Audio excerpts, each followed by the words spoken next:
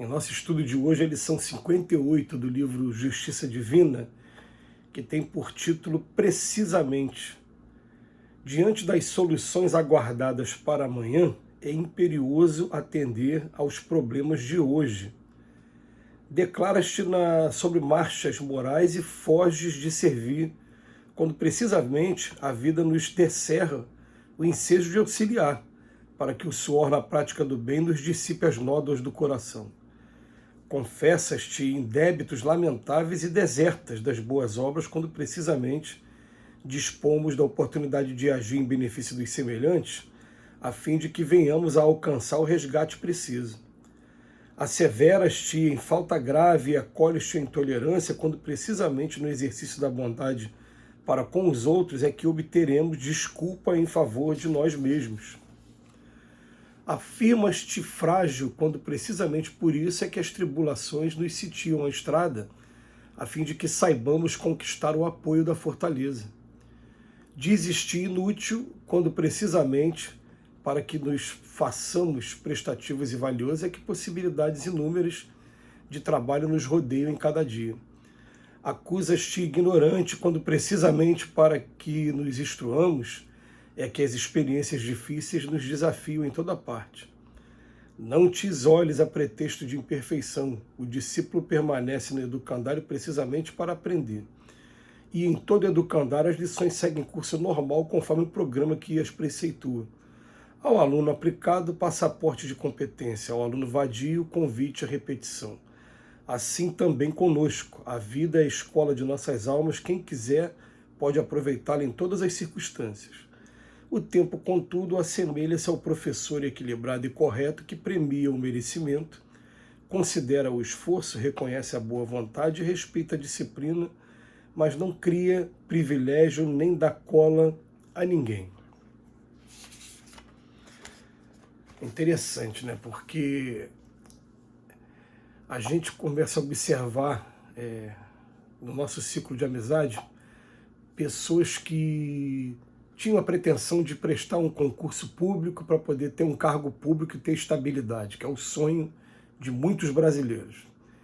E aí a gente tem pessoas que não estudaram muito, mas que toda hora faziam a prova e eram reprovados, não conseguiu aprovação porque não estudaram.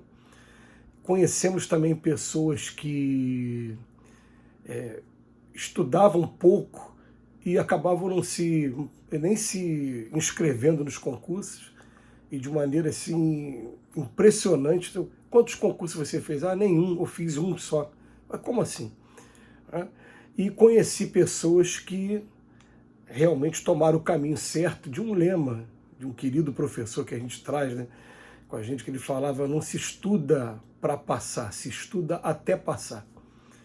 Então, o conselho que ele dava: terminou de fazer a prova, descansa 2 dias, refaz a prova todinha com o gabarito do lado e principalmente dê bastante atenção às questões que você errou ou aquelas que você acertou sem ter muita certeza, porque essas questões vão repetir com o tempo. Você vai fazer outras e daqui a pouco você vai ter a oportunidade de estar aí esbarrando com as mesmas questões escritas de maneira diferente, enfim.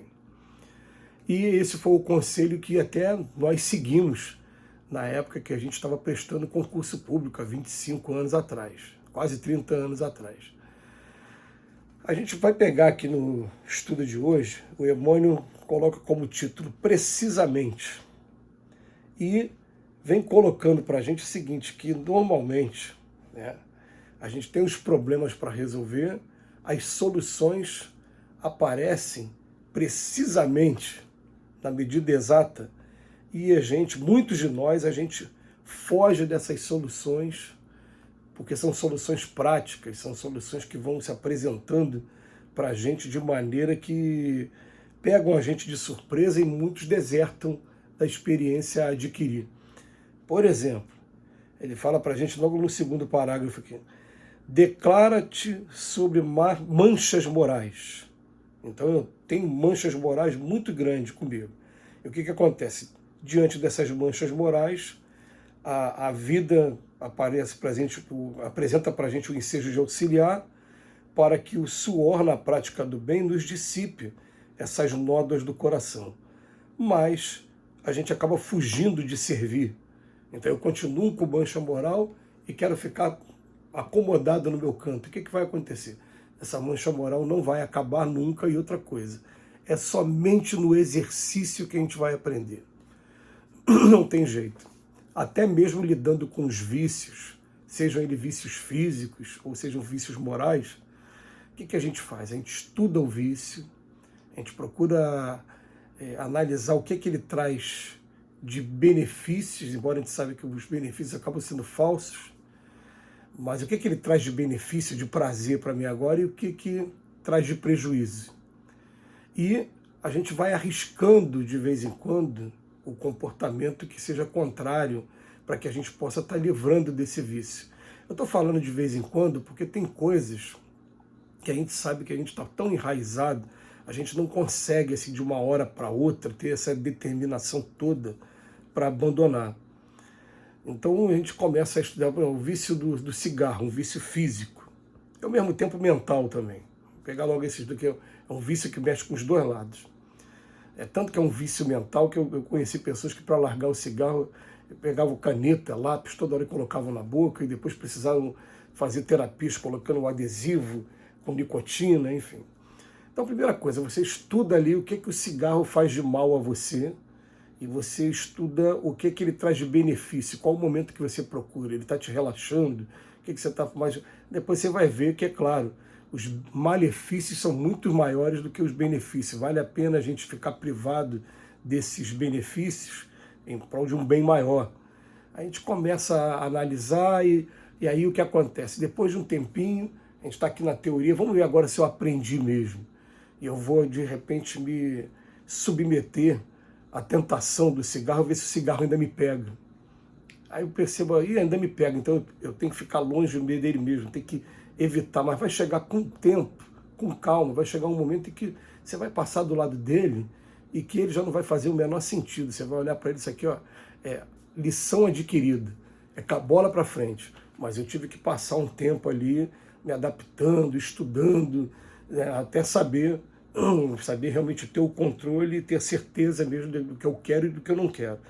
Aí depois ele fala no terceiro parágrafo, ó, confessa-te em débitos lamentáveis, cometi muitos débitos, mas eu estou desertando das boas obras, quando precisamente dispomos de oportunidade de agir em benefício de semelhante, a fim de que venhamos a alcançar o resgate preciso. Isso é interessante, porque vamos pegar aqui, né, o vício do cigarro, por exemplo. Eu nunca fumei, estou falando de uma coisa que não diz respeito a mim, nessa encarnação eu não fumei. Então o que acontece? Eu estou com vontade de largar o cigarro e de repente eu conheço a Casa Espírita, conheço os trabalhos que a Casa Espírita oferece e começo a me matricular nesses trabalhos. Conforme eu estou ali envolvido com o trabalho da cesta básica, o trabalho do bazar, o trabalho do estudo, eu estou, naquele momento, não utilizando o tabaco. Então estou diminuindo o tempo de utilização do tabaco e até mesmo compensando a ansiedade que vai me levando a ter que usar essas substâncias que trazem prazer para a gente, né? E a gente vai fazendo isso, vai fazendo substituições. Então daqui a pouco a gente começa a descobrir o tempo que eu estou utilizando, fazendo palestras, fazendo curso, participando de seminários, são tempos preciosíssimos, em primeiro lugar, porque aquele momento que eu estou estudando, eu já estou deixando de fazer coisas erradas. E, em segundo lugar, porque ele está também me acrescentando, porque sempre acrescenta para a gente moralmente alguma coisa. E depois ele fala no outro parágrafo, você fala que você está numa falta grave, mas ainda estou na intolerância, quando é precisamente no exercício da bondade para com os outros que nós vamos ter desculpa em favor de nós mesmos. E ele vem fazer 6 parágrafos assim, mostrar, olha, a solução, o início para a gente poder estar vencendo um determinado problema, muitas das vezes não está em alguma coisa relacionada àquele problema. Por exemplo, eu ir para a casa espírita não tem nada a ver com cigarro, mas sem eu perceber eu estou diminuindo o uso do cigarro. E daqui a pouco, na verdade, eu substituí o prazer do cigarro pelo prazer de estar fazendo a caridade, de estar estudando a doutrina espírita, estudando o Evangelho de Jesus. É assim que a coisa funciona. Então, Não te isoles a pretexto de imperfeição, diz o Emmanuel. Que Jesus nos abençoe hoje e sempre.